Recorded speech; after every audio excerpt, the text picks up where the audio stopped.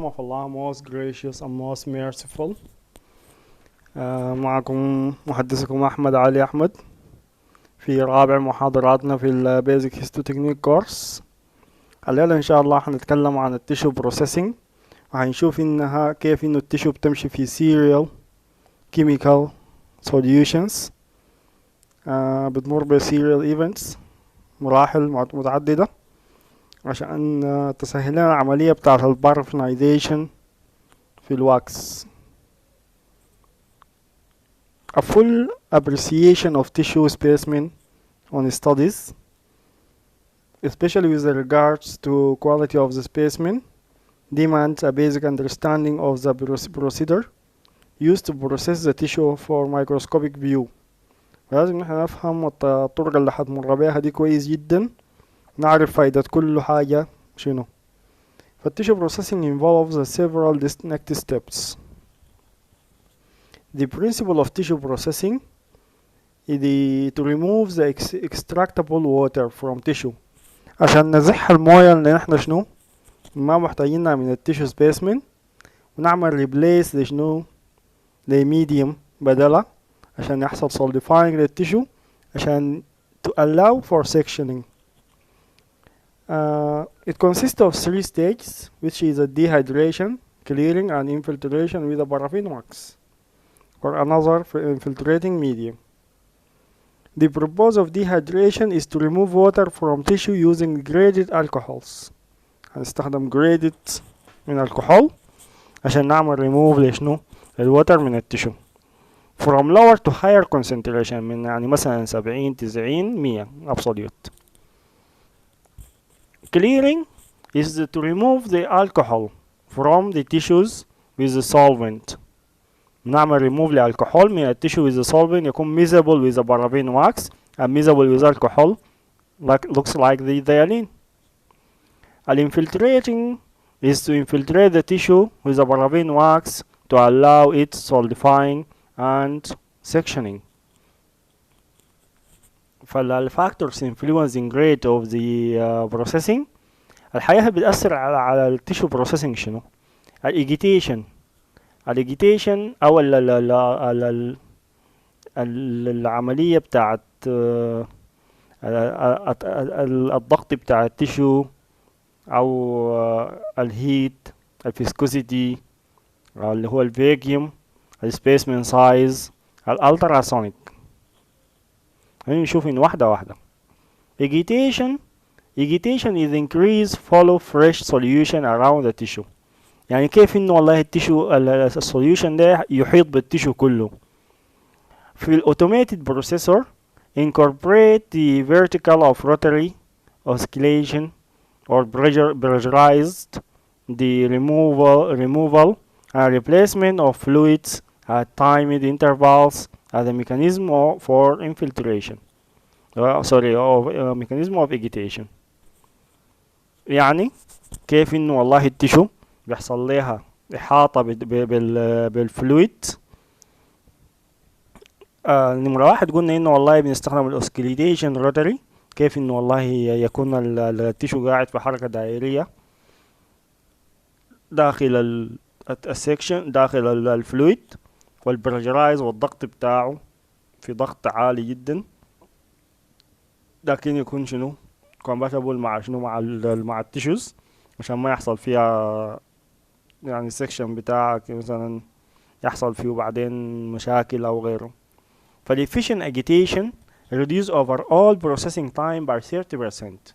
لو انت كان الاجيتيشن بتاعك كويس يعني هتقلل الزمن بتاعك ل 30%. الهيت limited to 45 degree centigrade. اما بالنسبة للفيسكوسيتي البارافين واكس بيحتاج ل low viscosity في الفلويد melted state enhancing the rapidity of the impregnation. الفاكيوم دايما impregnation time for dense، يعني مثلا الفاتي can be greatly reduced.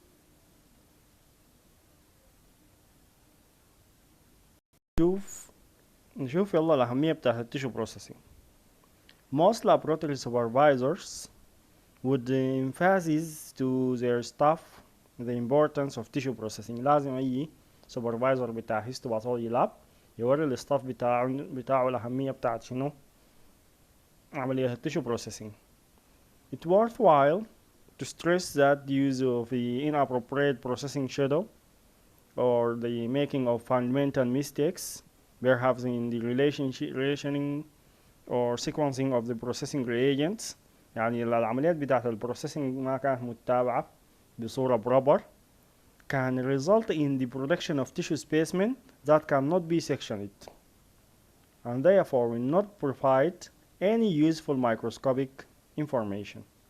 في النهاية ما تدينا نتائج يعني under the microscope. This can be ده إذا كان قدرنا أصلا نعمل لها sectioning يعني. This can be disastrous if you are dealing with the diagnostic human tissue where the wall of the specimens has been processed all in. There is no spare tissue. بالتالي احنا هيكون معنا spare tissue لأنه احنا والله شايلين عيناتنا من diagnostic human tissues. فما ممكن نمشي نقول للبيشن والله ده نشيل منك عينة تانية لأنه والله البروسيسنج بتاعنا ما كان proper للتيشو بتاعك.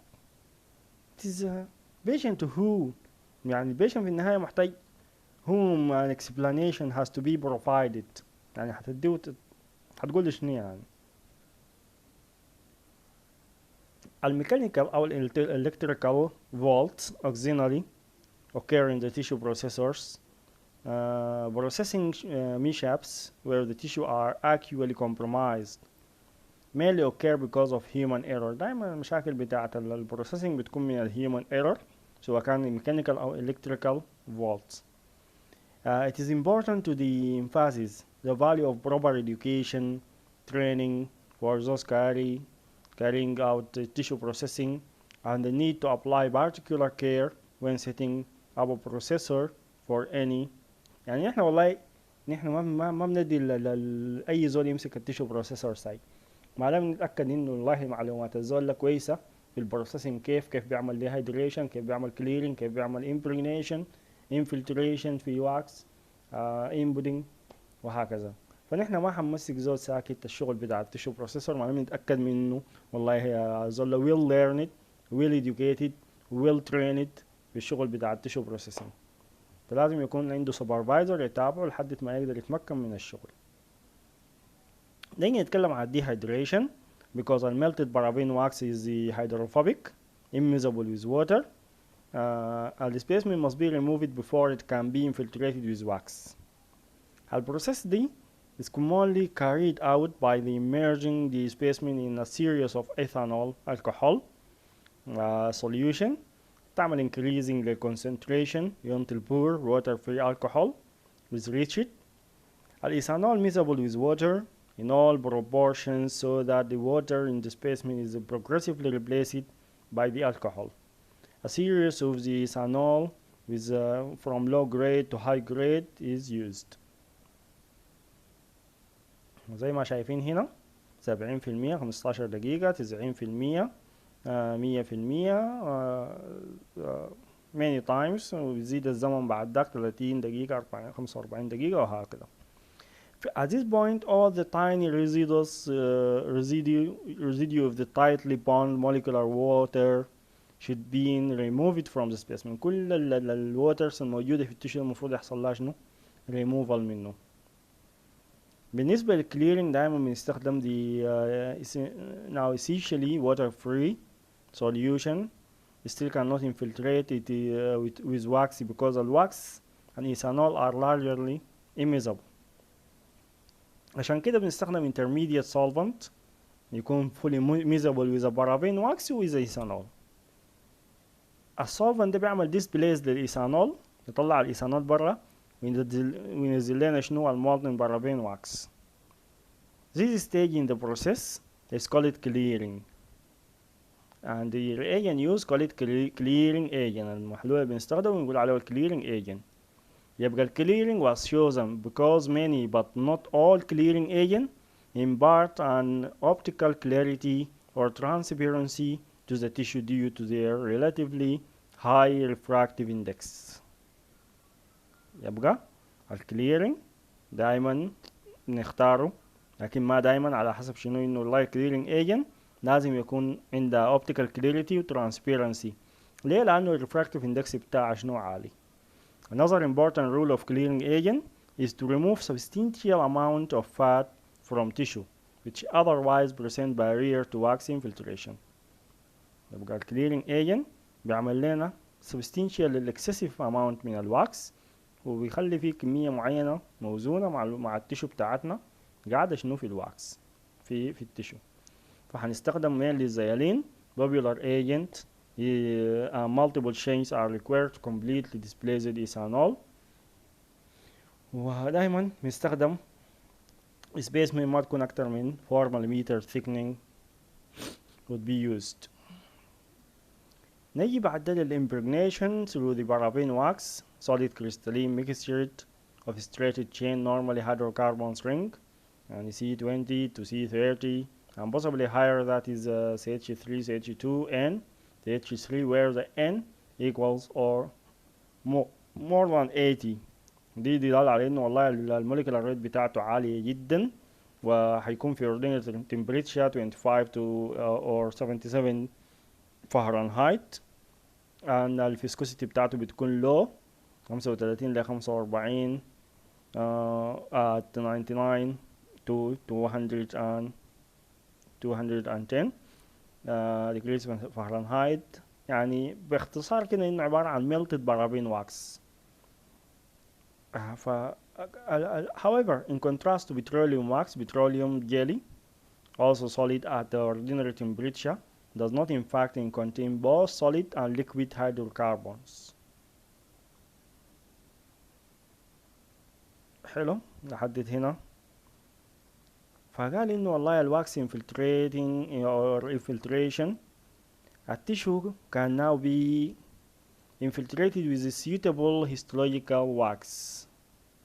Okay, حلوين لحد هنا. Also, many different reagents have been evaluated and used. For this purpose, over many years, البارافين wax based histological waxes are almost popular. دايما بنستخدم البارافين wax. عندنا typical liquid wax إنه بيكون في 60 degrees centigrade and can be filtrated into tissue as this temperature then allow it to cool to 20 degrees centigrade, where solidifies to the consistency that allow section to be consistently cut. These wax are mixtured of purified paraffin wax and various additives may be include like resins أو styrene أو البوليإيثيلين ممكن يحصل له شنو addition. It should be appreciated لكن ما مهم شديد العملية بتاعت addition دي يعني. Appreciated that these waxy formulation have very particular physical properties which allow tissue infiltrated with the wax to be sectioned at the thickness down to at least 2 micrometer. يعني الواكس اللي بيسهل لنا العملية بتاعت السكشنينج وإنه كيف والله نطلع ريبون 2 micrometer to form ribbons at the section are cut on the microtome and then retain to sufficient intensity. وهنستخدم wax for 30 minutes of wax and the 45 minute typical infiltration sequence for the specimen not more than 4 mm thickening. Inputting or blocking out. Now that the specimen is thoroughly infiltrated with wax, بعد ده نيجي نعمل شنو؟ نعمل لها formed into block, clamped into a microtome, then section cutting. الستep carrying out using an inputting center. عندنا كده زي شكل بتاع مربع كده، هو عبارة عن زي تلاجة ممكن نقول عليها where mold is filled with molten wax. فالمولد بنملاه فيها بمولتن wax ونخليه يحصل له blazed into it specimen. If the very carefully orientated in the mold because the placement will determine. يبقى الاورينتيشن هنا مهم. orientation كيف؟ والله داير اقطع السكشن بتاعي transferly او داير اقطعه longitudinally يعني باستقامة او بشكل مثلا داير اقطعه بالجنب على حسب الحتة اللي انا عاوز اشوف عليها واقوم بخط السكشن بتاعي. دي العملية بتاعت الاورينتيشن. ومهمة جدا هنا في الحتة دي، لأن ال placement will determine the plane of section. هي عبارة عن important consideration in both diagnostic and research studies. الكاسيت is placed on the top of the mold. بعد ده top it up with more wax. بعد ده بتحط الكاسيت بتاعتك و all thing is placed on in a cold plate to solidifying. بعدين نحطها في بليت تكون باردة، اللي هي التلاجة اللي اتكلمنا عنها قبل شوية، عشان تبرد لنا، أو عبارة عن زي مصطبة كده وفيها تلج، فتبرد لنا السكشن بتاعنا، تخليه لنا يبقى هارد الواكس. When this complete, the block is attached the cassette can be removed from the mold. بعد ده ممكن نطلع البلوك السوليد ده من المولد and ready to for microtomy. بعد ده بقى جاهز لشنو نعمل له cutting في المايكروتومي، sectioning في المايكروتومي sorry. It should be noted that if tissue processing is properly carried out, the wax block containing the tissue specimen are very stable and viable. Example for tissue restoration: recovering tissue that have dried out after a malfunction of the tissue processor. Depending upon where in the cycle the malfunction occurred, tissue can become almost mummified, very hard and rubbery. لو جينا لمشاكل بتاعة التيشو بروسيسنج، هنلقى انه والله التيشو لو كان مثلا على حسب انه السايكل بتاعة حصل فيها مال فانكشن بتاعة التيشو بروسيسنج، هي قابلة لانك ترجع عشان ما يحصل لها very hardening او rubbery للسكشن. On solution to replace the dried tissue into formal glycerol solution. لو حسينا انه في مشكلة والله في البروسيسنج، ممكن نشيل السكشن نحطه في الفورمال جليسرول سوليوشن ونرجعه طوالي الخطوة اللي قبليها depending upon the size of the block. ده على حسب السايز of the block من 5 ل 10 ساعات على حسب الحجم بتاع البلوك بتاعنا. Time is not critical because extended exposure in the solution will not harm the tissues. لأنه الاكستندد اكسبوجر يعني انه السوليوشن يقعد كتير في الفورمال جليسرول سوليوشن ما بيأثر عليه بحاجة. after treatment of tissue can be returned to the tissue processor at the dehydration stage. نرجع على الخطوة الأولى بتاعت الديهايدريشن شغل. الميثود دي can also be used for softening and the dried or hard specimen as formal glycerol is quite a good softening agent.